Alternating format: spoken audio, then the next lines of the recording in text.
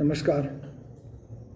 मैं आज आपसे सामाजिक जीवन के एक महत्वपूर्ण पक्ष पर चर्चा करना चाहता हूं और पक्ष है हमारे समाज में वरिष्ठ बुजुर्गजन वृद्ध लोगों की अनदेखी।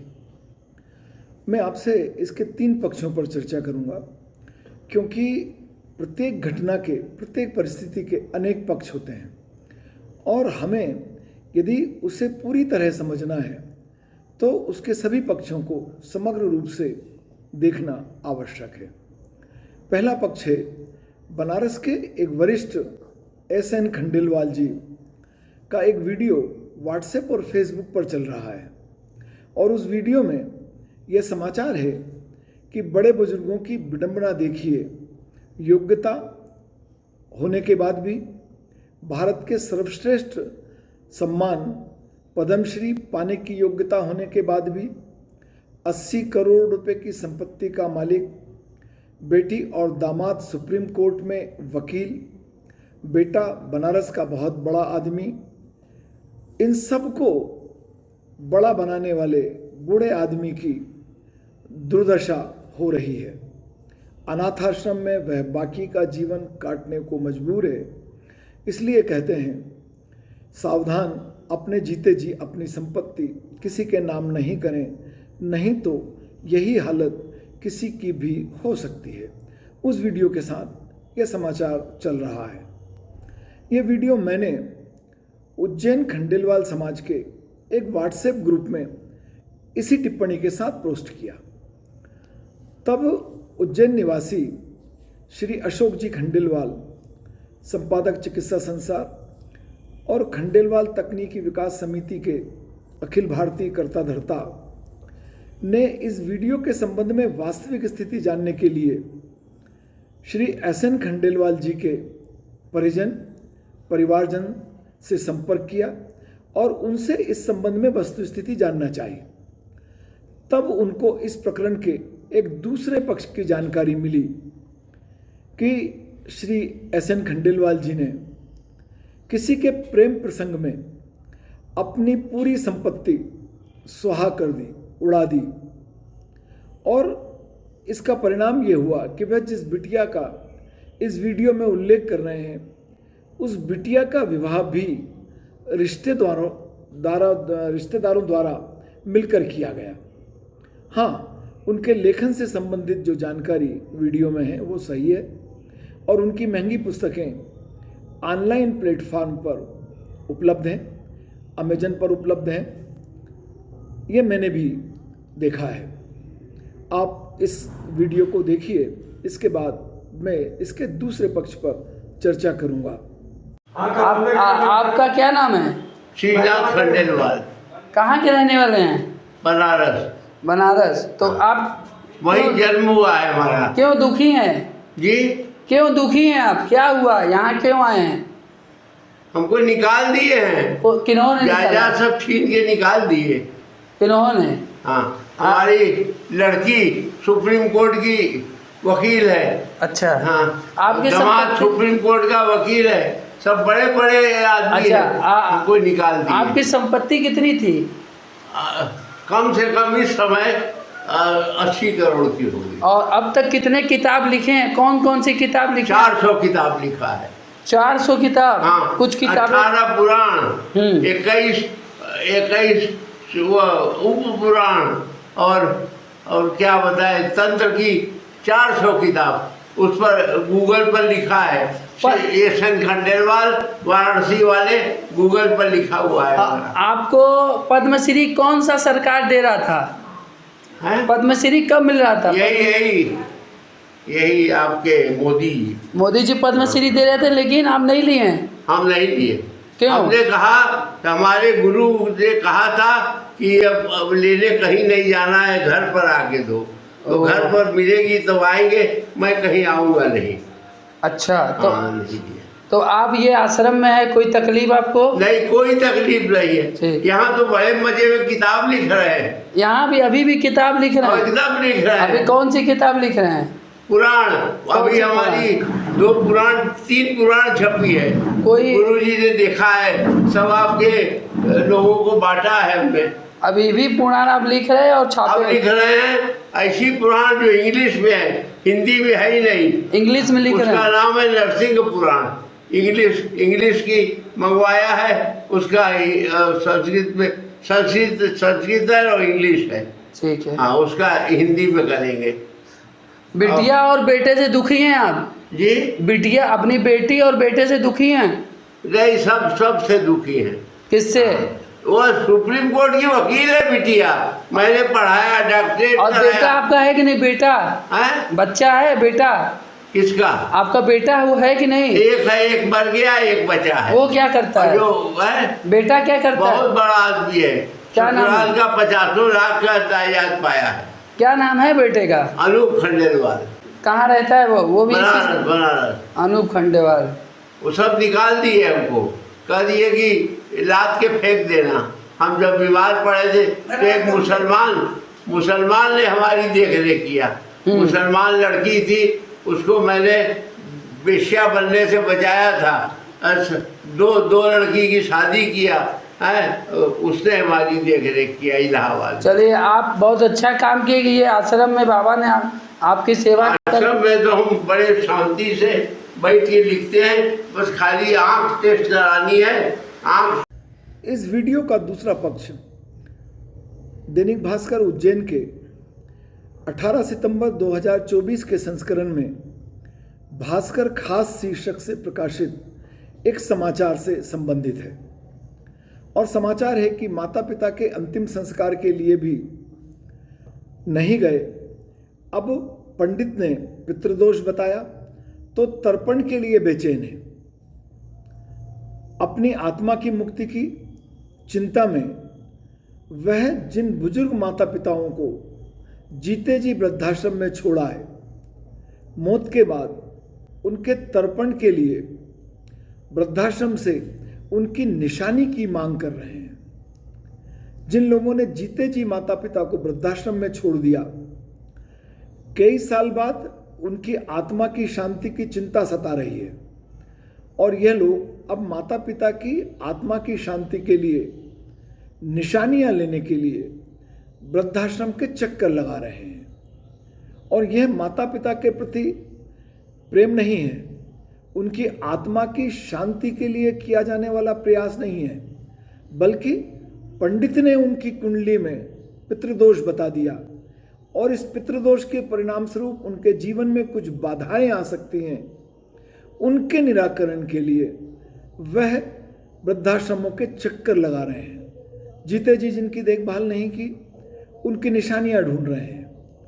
भोपाल के 71 वर्षीय सतीश शर्मा को परिजनों ने श्रीहरि वृद्धाश्रम में छोड़ दिया। उपेक्षा के कारण श्री सतीश शर्मा ने श्रीहरि वृद्धाश्रम के संचालक वेद प्रकाश शर्मा को यह वसीयत कर दी कि उनकी देह दान कर दी जाए। 3 साल पहले श्री सतीश की मौत हो गई। परिजन अंतिम संस्कार करने भी नहीं आए और आश्रम के संचालक ने उनकी देह दान कर दी। अब उनके बच्चे वृद्धाश्रम के चक्कर लगा रहे हैं कि उनके पिता की कोई वस्तु उन्हें मिल जाए, जिससे वह पितृदोष के निराकरण के लिए किए जाने वाले धार्मिक अनुष्ठान को पूरा कर सकें।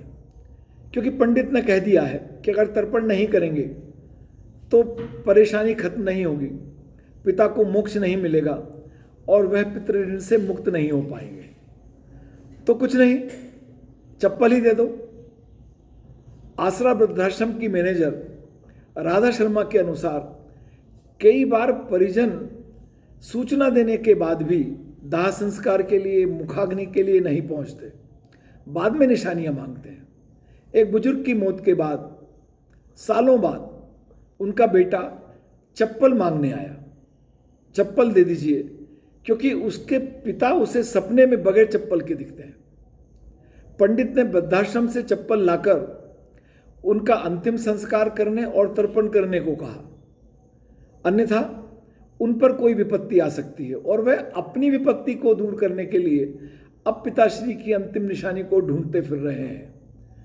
अपना घर की संचालिका माधुरी मिश्रा बताती हैं कि कई लोग बीमारी के बाद सूचना देने के बाद भी बुजुर्गों को देखने के लिए आने से कतराते हैं कि कहीं उन्हें कोई अपनी गांठ से रकम खर्च ना करनी पड़ जाए। एक बुजुर्ग की मृत्यु के 3 साल बाद उनके परिजन सामान मांग रहे हैं। सामान नहीं मिल रहा तो हंगामा कर रहे हैं, और इस हंगामा करने का परिणाम ये हुआ कि आश्रम के संचालक को पुलिस को सूचना देना पड़ी। तब जाकर वह मामला शांत हुआ। ये बात ये साबित करती है कि चूंकि उनको डर लग रहा है कि आत्मा सताएगी अगर तर्पण नहीं हुआ तो कोई भी निशानी दे दो। श्री वेद प्रकाश शर्मा के अनुसार माता पिता की निशानी लेने वाले लोगों का कहना होता है कि उन्हें जीते जी उनसे डर नहीं लगा, इसलिए उनकी कोई देखभाल नहीं की। अब डर लगता है कि उनकी आत्मा उन्हें परेशान ना करे, और इसलिए वह बार बार वृद्धाश्रम के चक्कर लगा रहे हैं। यह बहुत दुखद स्थिति है कि जिन माता पिता ने हमें जन्म दिया, हमारी देखभाल की, हमें संस्कारित किया, हम उनकी वृद्धावस्था के प्रति जो हमारे दायित्व हैं उनसे मुंह मोड़ लेते हैं। क्या ऐसा करने वाले के बच्चे ये नहीं देख रहे हैं? बच्चे आपके व्यवहार से देख रहे हैं कि आप अपने वृद्ध माता पिता के साथ कैसा व्यवहार कर रहे हैं, कैसा किया जाना चाहिए था। इंतजार कीजिए, कल आप भी वृद्ध होने वाले हैं। तैयार रहिए। जैसा आपने किया अपने बच्चों को, आप वैसा अपने आचरण से सिखा रहे हैं, और उसे भविष्य में भोगने के लिए तैयार रहिए। देखिए, इस वीडियो के तीसरे पक्ष में मैं निराशा के मध्य जो आशा की किरण है उसकी भी चर्चा आपसे करना चाहता हूं, क्योंकि समाज में जो अनेक नकारात्मक घटनाएं हैं, अगर उनके मध्य कोई सकारात्मक, प्रेरणादायक, अनुकरणीय समाचार मिलता है तो उसका प्रचार प्रसार होना चाहिए, ताकि समाज में सभी को प्रेरणा मिल सके। मैं ऐसा ही एक सकारात्मक समाचार आपके साथ शेयर करना चाहता हूं, क्योंकि आज के युग में ऐसे व्यवहार और आचरण का होना बहुत प्रेरणादायक, अनुकरणीय और नकारात्मकता के बीच आशा की एक बहुत बड़ी किरण है। मैं महाविद्यालयीन सेवा के दौरान 1987 से 1994 के मध्य शासकीय महाविद्यालय बैरसिया जिला भोपाल में पदस्थ था, और इस मध्य वहाँ के प्रतिष्ठित गट्टानी परिवार के संपर्क में आने का मुझे सौभाग्य मिला, उनका प्रेम मिला, उनका स्नेह मिला। और उसी परिवार के एक सदस्य श्री रमेश जी गट्टानी, जो उम्र में लगभग मुझसे 20 वर्ष बड़े हैं, उनसे मेरी घनिष्ठता हुई, और यह घनिष्ठता पारिवारिक संबंधों और पारिवारिक मित्रता में बदल गई। 1994 में मेरा बैरसिया से देवास स्थानांतर हो गया। उसके बाद भी ये घनिष्ठता और मित्रता निरंतर जारी है। श्री रमेश जी के बड़े पुत्र श्री विनोद का विवाह देवास के श्री बाबूलाल जी जाजू की सुपुत्री हेमा से 1992 में हुआ। मेरे देवास में रहने की अवधि के दौरान संपूर्ण समय मुझे जाजू परिवार से बहुत स्नेह और आदर मिला। कालांतर में श्री बाबूलाल जी जाजू की स्मृति चली गई। वह अपने जीवन के लगभग 10 अंतिम वर्षों तक अपने परिवार के सदस्य को भी नहीं पहचानते थे। उन्हें अपने नित्य कर्मों का ज्ञान भी नहीं था, आभास भी नहीं था। ऐसी विकट स्थिति में जाजू परिवार के तीनों पुत्र श्री हेमंत, श्री राकेश और श्री रोशन, और तीनों बहुएं श्रीमती अंतिम बाला, श्रीमती वंदना और श्रीमती पूनम ने उनकी देखभाल बच्चे के समान की। उनके आहार, स्नान, ध्यान, नित्य कर्म का वे निरंतर ध्यान रखते थे। बहुएं अनेकों बार उनके नित्य कर्म के ध्यान न रहने के कारण, उनकी स्मृति में नहीं रहने के कारण, उनके गंदे हो गए कपड़ों को, उनके मल को साफ करती थी। उनका कथन था कि जब ससुर जी को कोई स्मृति नहीं है, कोई लैंगिक ज्ञान नहीं है, तब उनकी सेवा हमें छोटे बच्चे के समान करना चाहिए, और उसमें हमें कोई परेशानी, कोई असुविधा नहीं है। यह बहुत प्रेरणादायक, अनुकरणीय और प्रशंसनीय है। और इसी अवस्था में लगभग 10 वर्ष रहने के बाद श्री बाबूलाल जीजाजू का स्वर्गवास हुआ। मैं उनके परिवारजन द्वारा उनके प्रति की गई सेवा को प्रणाम करता हूं।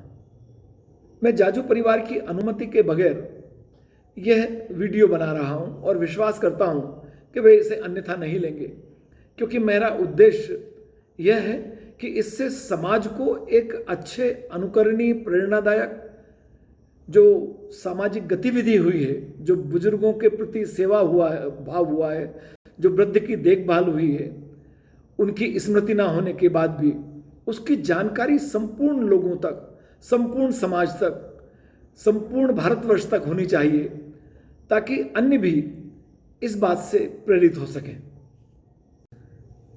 इस वीडियो के माध्यम से मैं केवल यह कहना चाहता हूं कि समाज में परिवार, परिवार की संरचना, परिवार के सदस्यों के आपसी संबंध इत्यादि के संबंध में अनेक नकारात्मक समाचार देखने में आते हैं और उनमें आंशिक सत्यता भी होती है। इसे नकारा नहीं जा सकता, परंतु इस नकारात्मकता के बीच अनेक सकारात्मक और प्रेरणादायक समाचार और प्रसंग भी हैं, जो हमारे लिए निराशा के मध्य आशा की एक किरण है। यहाँ यह भी उल्लेख करना चाहूँगा कि वरिष्ठ जन को भी, वृद्धजन को भी सदैव एक बात का ध्यान रखना चाहिए कि उनके और उनके बाद की पीढ़ी के मध्य आयु का लगभग 25 से 30 वर्ष का अंतर होता है। यह अंतर सोचने, विचारने, कार्य करने में परिलक्षित होता है और यह स्वाभाविक भी है। इसलिए वरिष्ठ जन को भी थोड़ा एडजस्ट करने का, समायोजन करने का प्रयास करना चाहिए। मेरा विश्वास है कि यह वीडियो आपके लिए उपयोगी होगा और नवीन सामाजिक परिस्थितियों के संदर्भ में आपको विचार करने के लिए प्रेरित करेगा। आपका बहुत धन्यवाद।